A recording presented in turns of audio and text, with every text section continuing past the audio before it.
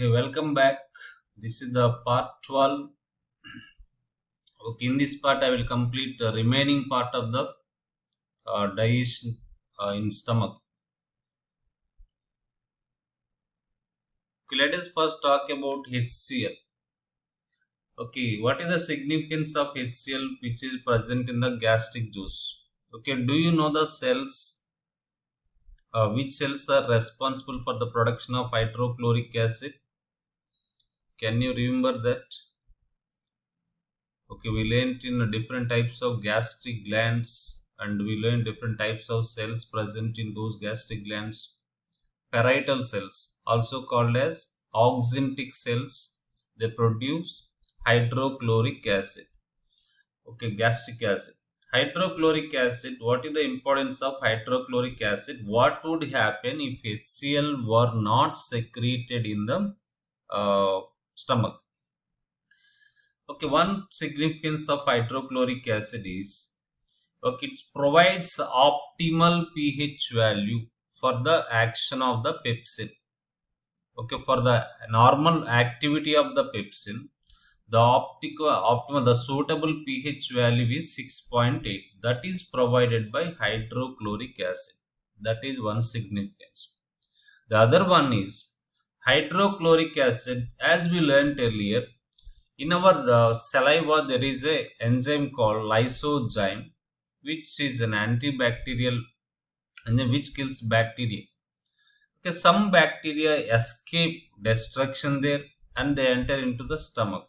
Okay, in the stomach, okay, this HCl kills the microbes that are ingested along with the food. If HCl were not secreted, okay, the microbes would remain alive. If HCl is if HCl were not secreted, okay, the optimal pH value for the action of pepsin is not provided. Another one, HCl also, okay, these enzymes, okay, to escape from the auto digestion, some of the enzymes in our alimentary canal are secreted in the inactive form to escape from auto digestion. Okay, pepsinogen, prorenin, which are in inactive form. Ogen, here ogen is there. Pepsinogen. Here, if you observe pepsin, this is pepsinogen. Here ogen word is there. Here not ogen. Okay, when there is a ogen, that means it is inactive form. Pro, when there is here renin, there is here there is prorenin. When there is a pro, that is also inactive form. Okay, now the pepsinogen, which is inactive, is converted to active pepsin. Prorenin, which is inactive, is converted to active renin by the action of hydrochloric acid. If HCl were not secreted in our stomach, okay, the pepsinogen would not convert to pepsin and prorenin would not convert to renin. If pepsinogen were not converted to pepsin, okay, digestion of proteins is affected. Okay, those are the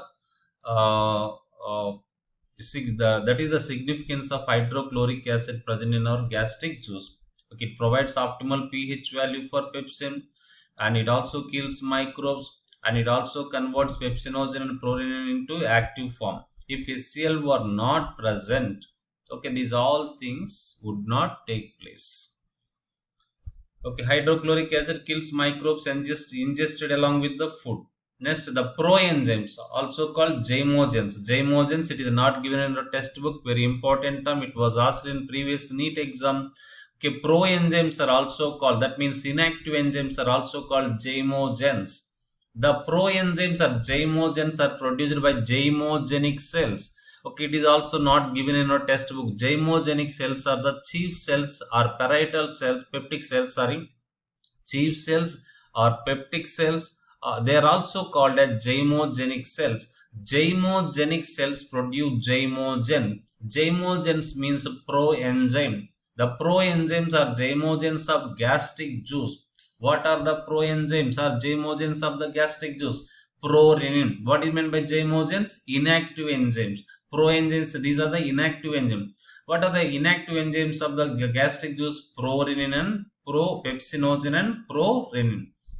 On exposure to hydrochloric acid, they are converted to active enzyme called pepsin. Pepsinogen is converted to pepsin, and prorenin is converted to renin. You can understand this better, okay, if you see the next slide. Observe here, activation of proenzymes, also called as zymogens. Very, very important one. Prorenin, which is inactive one, is converted to renin by the action of hydrochloric acid. If HCl were not secreted in our stomach, prorenin would remain in inactive state. Next one, pepsinogen. Pepsinogen is converted to active pepsin. This is inactive one. This is the active. These two are active. Okay, if HCl is not present, the pepsinogen would remain in an active state. Okay, next, pepsinogen. Another important 2 marks question here. Another one. Okay, autocatalysis. What do you mean by autocatalysis here? Okay, pepsinogen. Here, for example, there are 10 molecules of pepsinogen. 10 molecules of pepsinogen. Okay, out of 10 molecules of 10 pepsinogen, 2 molecules of pepsinogen are converted to pepsin by hydrochloric acid. Okay, out of 10, 2 molecules of pepsinogen are converted to pepsin. Okay, how many molecules are left? 8. The remaining 8 molecules of pepsinogen are converted to pepsin by pepsin itself. That means once some amount of pepsinogen is converted to pepsin, okay, the remaining pepsinogen is converted to pepsin by itself. This is called autocatalysis. Very important. You would be learning one more example for autocatalysis when we will discuss about digestion in small intestine. Okay, trypsinogen can convert it to trypsin by trypsin itself. That is also another example for autocatalysis. It is very, very important one. Okay, see this point again. Okay, the proenzymes of gastric juice. The proenzymes of gastric juice, what are they? Prorenin and pepsinogen, also called zymogens, are they are on exposure to hydrochloric acid. On exposure to hydrochloric acid, and they are converted to active enzyme. They are converted to active enzymes. What are they? Rennin and pepsin. Okay, next one. What does pepsin do now? Okay, pepsinogen is converted to pepsin. Now, what will it do? What is its function? The pepsin converts proteins into proteases and peptones. Okay, when you take any animal food or plant food which is rich in proteins, milk, meat, eggs are good sources of proteins, good sources of essential amino acid. Okay, one thing you have to understand here. Every day we are taking lot of protein in the form of milk, in the form of chicken, mutton, egg. Okay, these are there are proteins in these substances what I mentioned. Our body cannot use those proteins directly, and they have to be converted to simple forms like amino acid. Then our body can prepare its own proteins.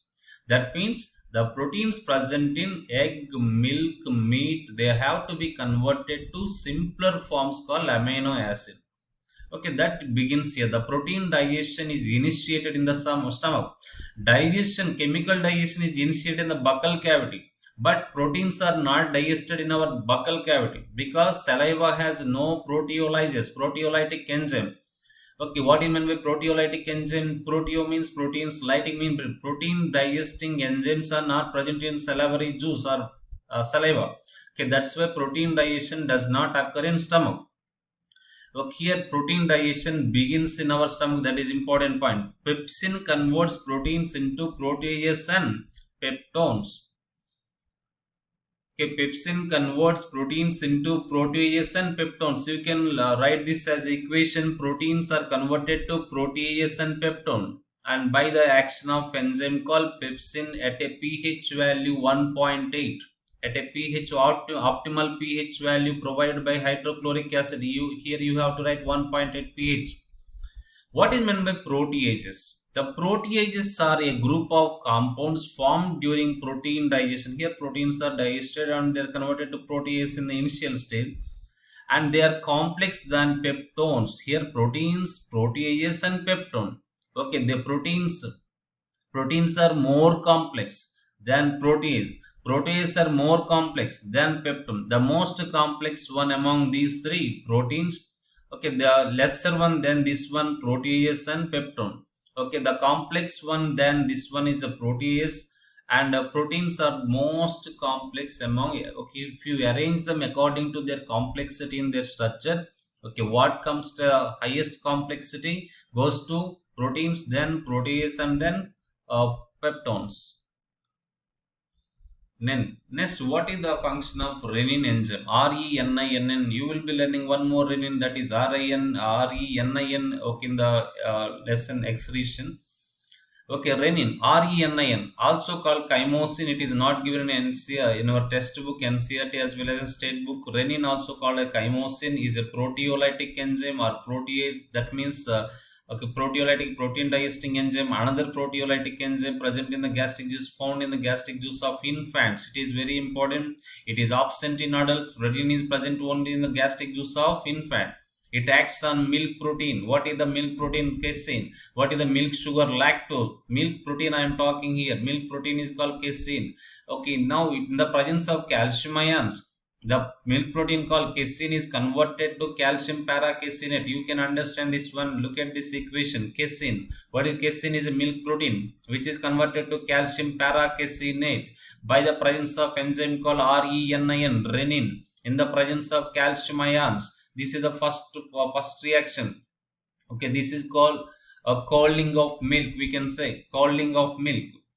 Okay, the renin, okay, also called chymosin, is a proteolytic enzyme present in the gastric juice of infants. It acts on milk protein. It acts on milk protein. What is that? Casein. And in the form of, in the presence of calcium ions, in the presence of calcium ions, and convert it into calcium paracaseinate. Convert into calcium paracaseinate. And this is called curdling of milk, and proteases are also formed here. Okay, apart from this one, calcium proteases are also formed here.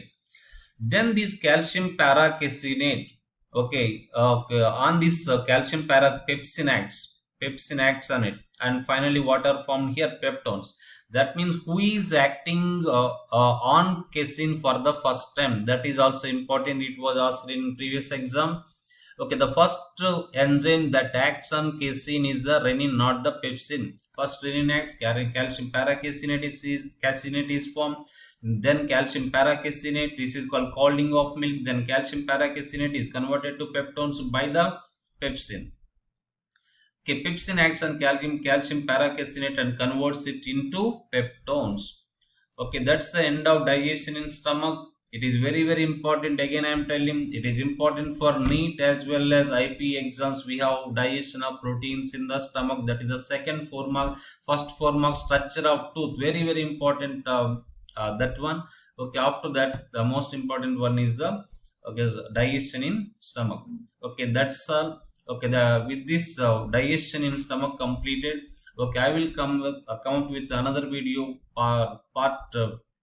next part, in which I will cover digestion in small intestine.